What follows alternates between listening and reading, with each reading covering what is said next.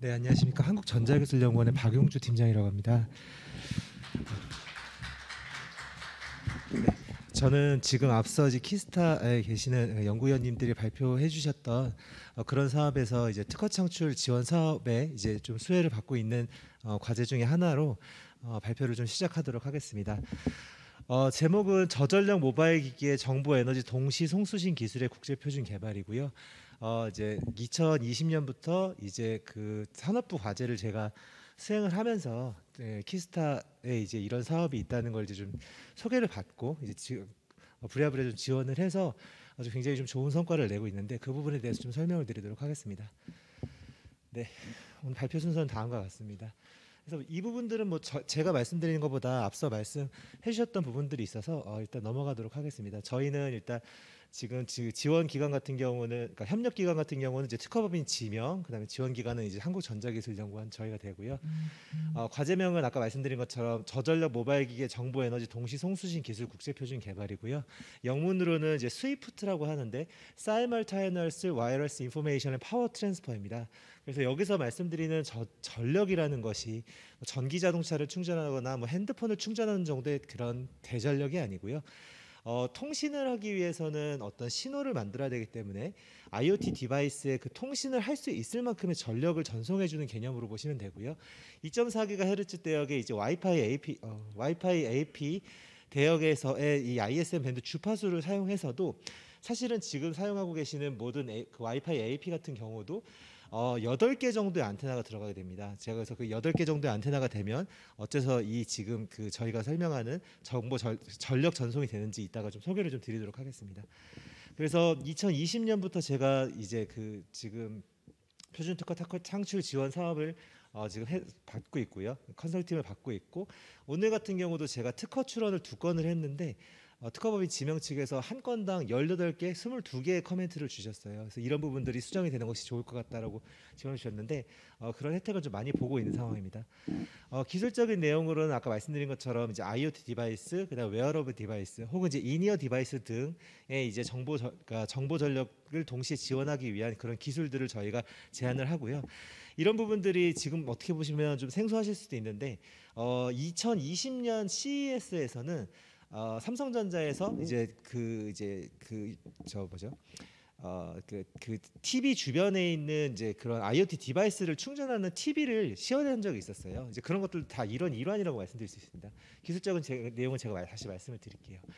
예를 들어서 지금 미국에 있는 에너거스라고 하는 회사의 와트업이라고 하는 기술은 아까 말씀드렸던 것처럼 여기 지금 TV를 중심으로 해서 2m 반경에 있는 이제 디바이스의 전력을 전송을 합니다.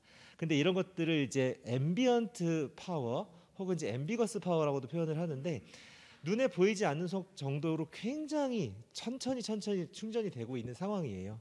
그리고 이렇게 혹은 이제 그 코타라고 하는 방식처럼 해서 지붕에 있는 어떤 전력을 전송하는 기기가 휴대폰이나 이제 IoT 디바이스에 전력을 전송하는 것들이 가능합니다.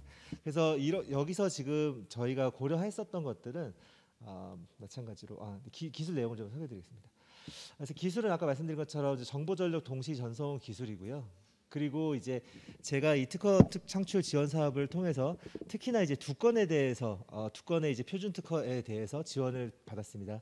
특히 받았습니다. 첫 번째 것은 채널 어댑테이션 기술이고요. 두 번째 것은 이제 협업 충전 기술이라고 표현을 하는데, 첫 번째 채널 어댑테이션이라고 하는 것은 저희가 2.4GHz, 2.4부터 2.475GHz 대역의 ISM, 그러니까 인더스트리얼 사이언티픽 그 메디컬 분야에서는 이제 허가를 받지 않아도 사용할 수 있는 비면허 대역, 그러니까 와이파이 혹은 이제 블루투스 등등이 사용되는 그 통신 대역이기 때문에 사실은 이런 전력을 사용하는 것도 큰 문제는 없습니다.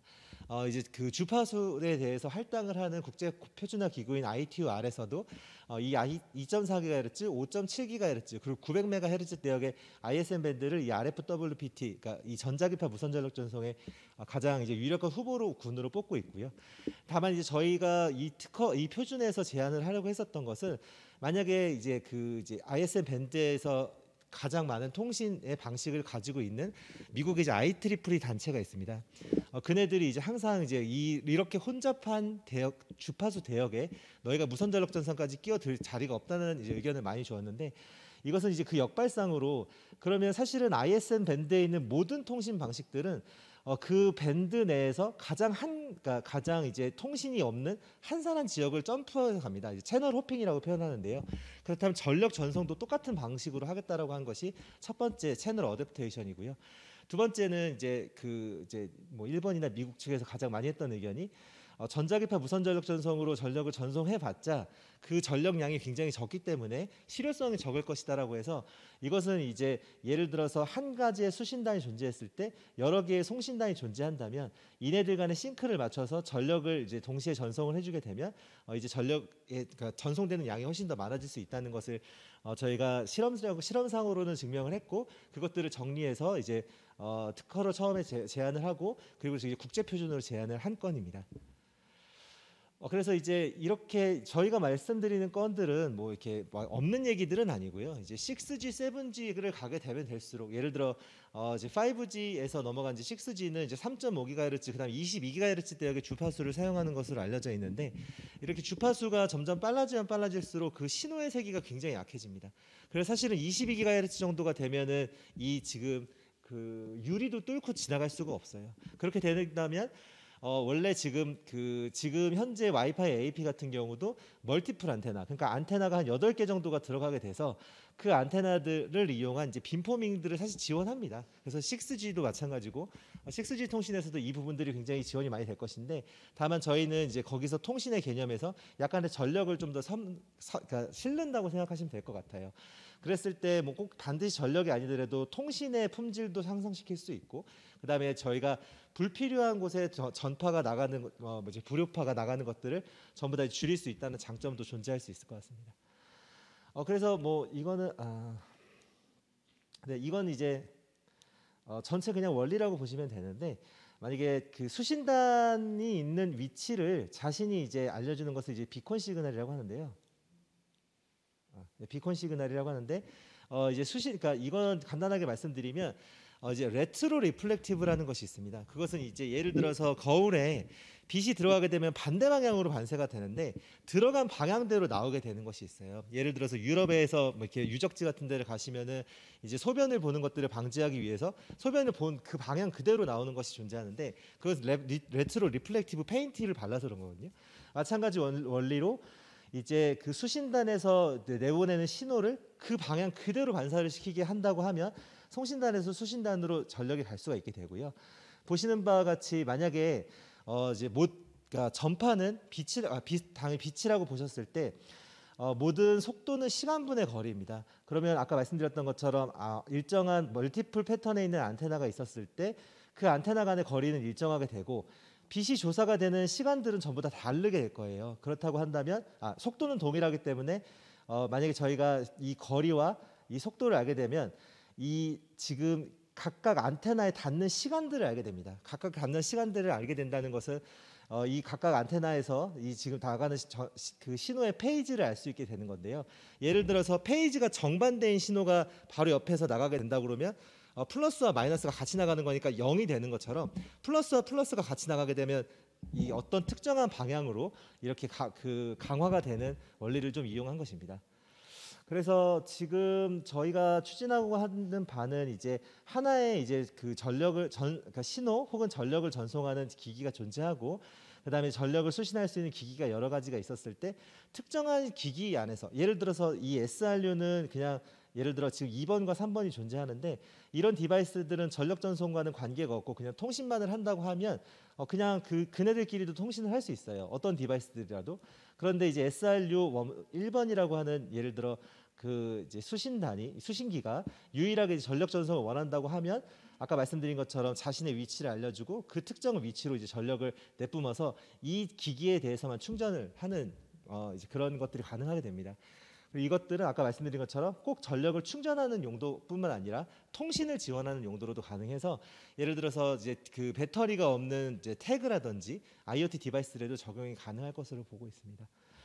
그리고 이것들은 아까 말씀드린 것처럼 이제 그냥 그 레거시 커뮤니케이션 그러니까 뭐 흔히 지금 ISM 밴드에 존재하게 되는 와이파이라든지 혹은 이제 블루투스를 사용해서도 상관이 없는데 레거시 커뮤니케이션 상태에서 어떤 이 전력 전송을 시작하기 위한 첫 번째 송신단 비콘이 들어가게 되고, 그다음 이제 수신단이 이제 그것에 대해서 자신의 방향을 응답을 해주게 되면 이제 전력 전송을 하는 그런 전체적인 프로토콜이고요.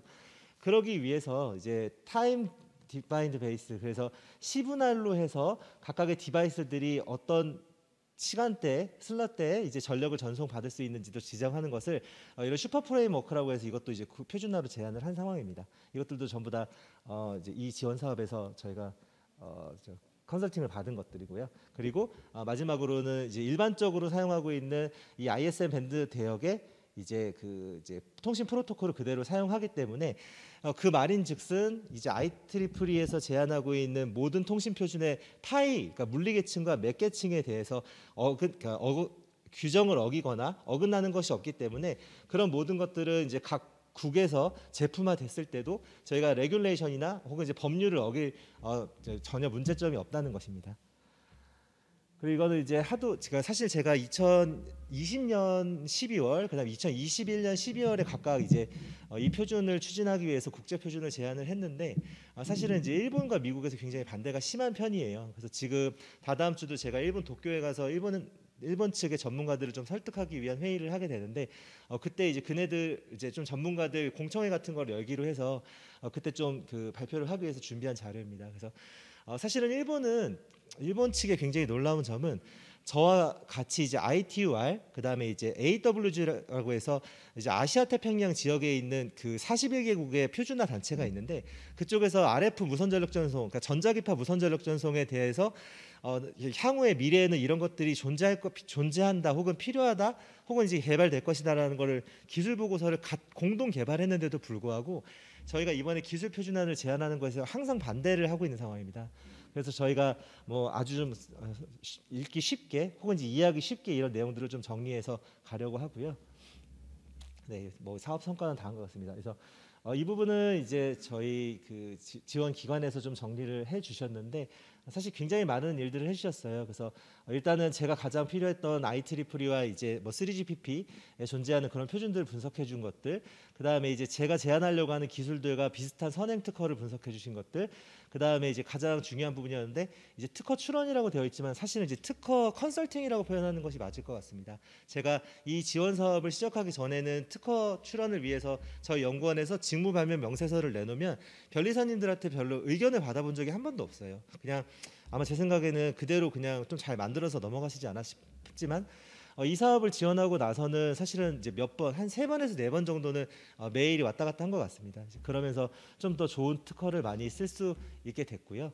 그래서 제가 사실은 2019년까지는 뭐 이런 성과들이 많이 없었는데 이 사업을 시작했던 2022년부터 좀 많은 성과를 얻게 됐습니다. 그리고 아직은 뭐 정식으로 어나운스가 되지 않아서 써놓진 못했지만 IC 1906상이라고 해서 1906 어워드라고 해서 이제 그러니까 국제 표준화에 기여한 사람들에게 이제 수상을 하는 것이 있는데 이 부분에 노미니가 된 것도 이 사업에서의 주요 성과라고 말씀드릴 수 있을 것 같습니다.